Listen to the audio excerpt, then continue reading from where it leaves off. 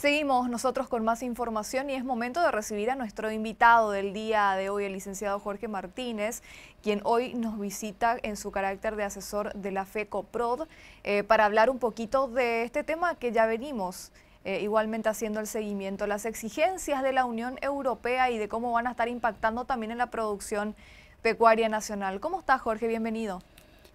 Buenas tardes, gracias por la invitación nuevamente y estoy a la orden acá para que pueda responder y colaborar en cualquier información que necesitamos conocer un poco de estas discusiones que se dan en el tema de las negociaciones que se están dando entre la Unión Europea y el Mercosur.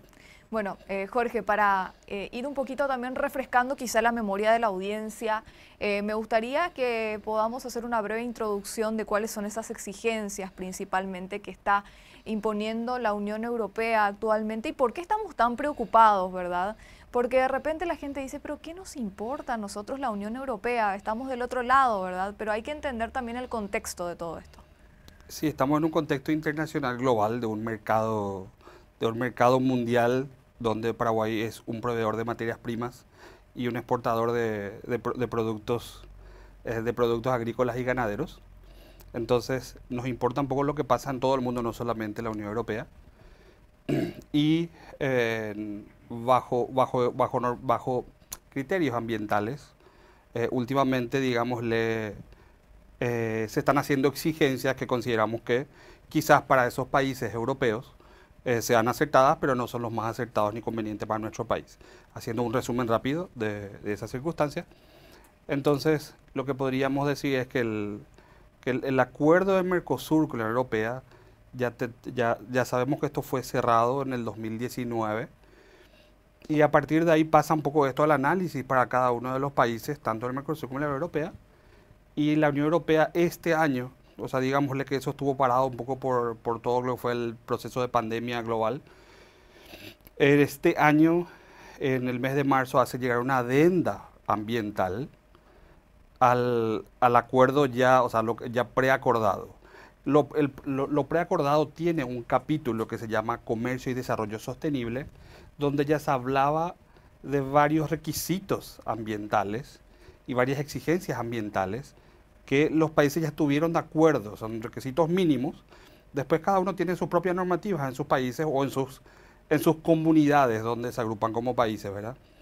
Entonces, a partir de ahí estábamos, digámosle, en pleno acuerdo entre todas las partes, por supuesto tiene que estudiar cada país, pero en marzo de este año presentan una adenda ambiental que quieren que se sume a lo preacordado al 2019, o sea, sería como una especie de anexo a lo que ya fue acordado.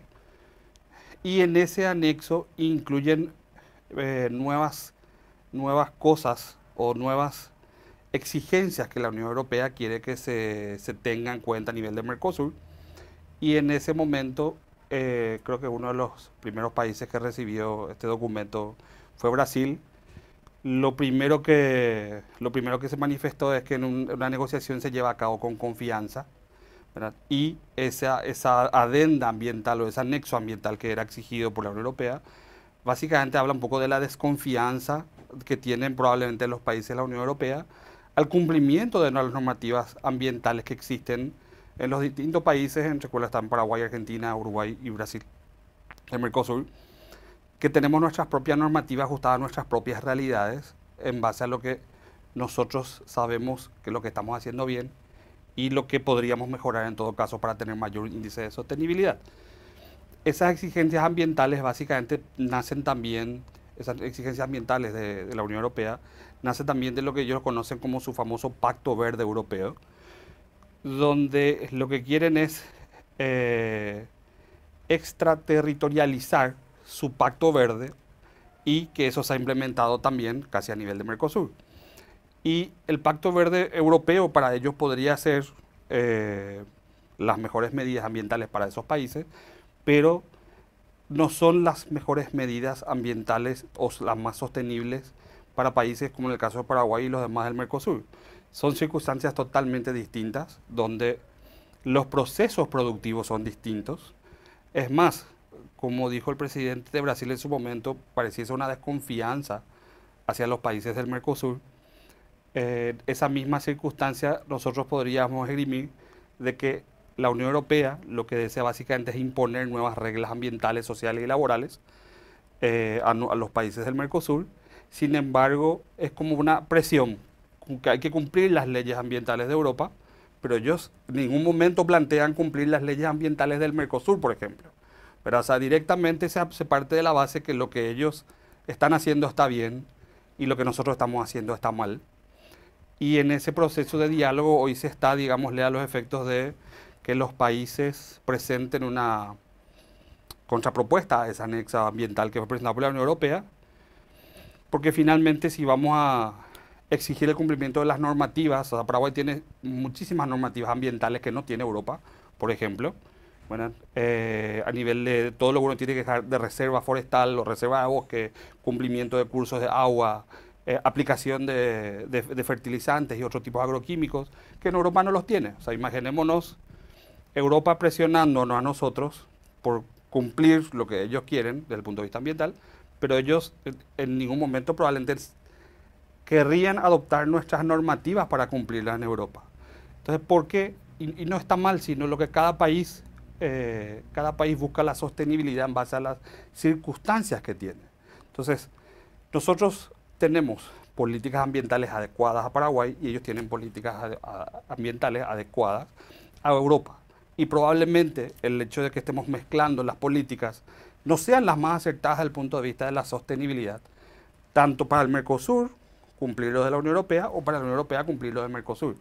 A partir de ahí es donde hay que buscar un diálogo y un equilibrio para todos, ¿verdad? Y ese diálogo vemos que hoy el Ministerio de Relaciones Exteriores, a través de las cancillerías y las negociaciones que está llevando el gobierno, la están caminando muy excelentemente, con gran apertura y participación e invitación al sector privado, que estuvimos también participando en algunas de las reuniones, donde quedó claro que evidentemente Paraguay centraba una postura ante lo que es un poco esta adenda ambiental que fue incluida por la Unión Europea, a los efectos de poder llegar a un buen puerto y seguir las negociaciones, que finalmente es un acuerdo comercial.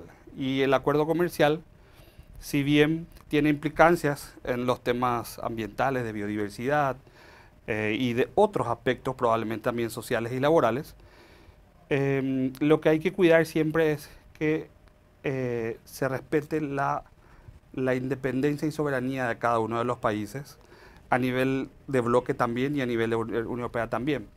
Nosotros efectivamente tenemos bastantes normativas ambientales que probablemente ni siquiera son equiparables ni en otros países vecinos, ¿verdad?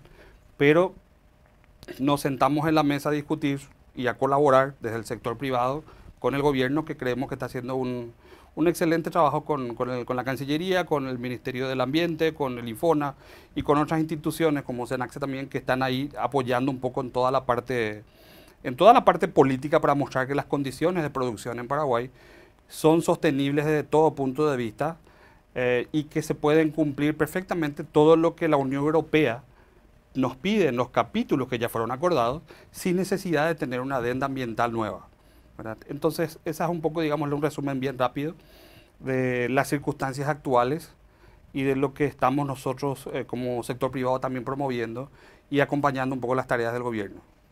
Claro, estamos hablando también de, como decías, de situaciones diferentes, porque de repente los países de la Unión Europea, por dar un ejemplo, pueden tener mayor cantidad de cabezas de ganado produciendo cierta cantidad de carbono, como siempre mencionamos también ese punto. Y bueno, Paraguay tiene una menor población bovina, una menor emisión también, entonces son como circunstancias diferentes también en lo que se va entendiendo con respecto a lo que estás explicando, Jorge. Mira, uno de los temas que mucho se habla de todo medio ambiente, pero realmente el foco siempre está últimamente en el tema de cambio climático y las famosas emisiones de gases de efecto invernadero. Paraguay sabemos que aporta el 0,09% de las emisiones del mundo, ¿verdad? La Unión Europea aporta muchísimo más. O sea, si vamos a hacer una comparación por la cantidad de aporte, el nuestro es mínimo, ¿verdad? Y el de Mercosur probablemente sea mínimo. Brasil, porque es casi un continente completo, tiene una emisión que es casi el equivalente a algunos de los países de la Unión Europea, pero ni así alcanzan las emisiones de la Unión Europea. Entonces pareciese que estamos queriendo poner con lupa lo que pasa en Mercosur, pero que se quiere tapar lo que ocurre en los países de la Unión Europea donde sí hay grandes niveles de contaminación, donde sí hay grandes niveles de emisiones de gases de efecto invernadero, y las emisiones que se dan principalmente en la región del Mercosur provienen finalmente de la producción de alimentos. Y hay que recordar algo muy importante, que la Convención de Cambio Climático, en el objetivo central, en el artículo 2 de la Convención, dice que lo que se busca con la lucha contra la lucha del cambio climático es buscar un equilibrio de las emisiones de gases de efecto invernadero a nivel mundial, y que todas las acciones y medidas que se tomen para buscar ese equilibrio no tienen que afectar la producción de alimentos y el desarrollo sostenible de los países. Entonces nosotros consideramos que, partiendo de ese objetivo de la propia Convención de Cambio Climático, no debería haber ningún tipo de presión justamente en el sentido de la producción de alimentos, que es lo que sentimos, que realmente la Unión Europea lo que está haciendo más es una protección de su sistema productivo bajo excusas ambientales, antes que realmente una preocupación real por los temas ambientales que podrían suceder en algunos de los países del Mercosur. Y los problemas ambientales que nosotros tengamos acá, probablemente si comenzamos a hacer un listado, también los hay en la Unión Europea, ¿verdad? Independientemente, aunque los números sean distintos, hay problemas ambientales que ellos tienen, hay problemas ambientales que nosotros tenemos, y la búsqueda de la sostenibilidad es un trabajo diario, ¿verdad? El productor hace sostenibilidad todo el día, seguramente allá por Irlanda o Francia, igual que hace un productor en el Chaco, en la región oriental. La diferencia también es que la producción en esos países está bastante subsidiado.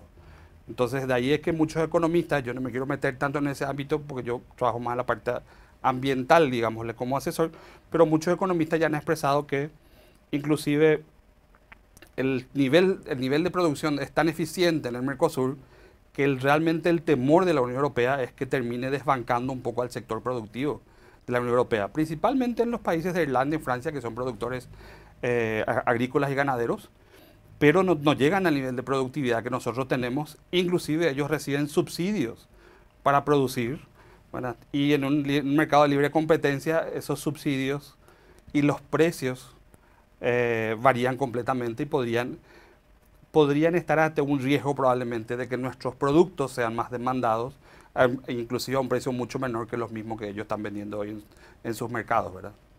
Jorge, si hablamos de algunos puntos específicos de esta propuesta o de esta exigencia que hace la Unión Europea también a los países del Mercosur, ¿cuáles podríamos nombrar que serían como las más significativas, o aquellas que de repente decimos, bueno, esto podría influir de manera negativa en la producción nacional? Y mira, hay algunos principios que se utilizan en normativas ambientales, un principio de no regresión. Una de las exigencias de la Unión Europea es no regresión de ninguna de las leyes ambientales. Eso hay que tomarlo con pinzas, porque Paraguay tiene muchas normativas ambientales que son permanentes y algunas normativas que son temporales. Y voy a usar el ejemplo que podría darse, ¿verdad? La región oriental hoy tiene una prohibición del cambio de uso de la tierra, pero es una prohibición temporal, 10 años, creo que va hasta el 2030, ¿verdad? Entonces, si uno toma con lo que la Unión Europea está exigiendo, esto de ser una norma temporal podría volverse casi una norma permanente, ¿verdad? Entonces, nosotros adoptamos muchas normas ambientales que tienen una función temporal, que si uno puede decir, si eso se deja sin efecto, podría considerarse como una regresión ambiental a los efectos de la definición de ellos. Pero a los efectos de la sostenibilidad nuestra, sabemos que lo que hoy estamos buscando es recomponer los bosques para llegar a un estado óptimo de vuelta en la región oriental, para que el día de mañana sea factible llegar otra vez a niveles productivos y comenzar a expandirse otra vez en territorios que realmente sean aptos para la producción agropecuaria, ¿verdad? Ya que se toman mecanismos, digámosle, a los efectos de buscar que el bosque también tenga un valor y la producción también se haga en la región oriental. Entonces, este es un ejemplo, como la regresión ambiental, o otro ejemplo también que exigen en esta adenda ambiental es el tema del cumplimiento del Acuerdo de París.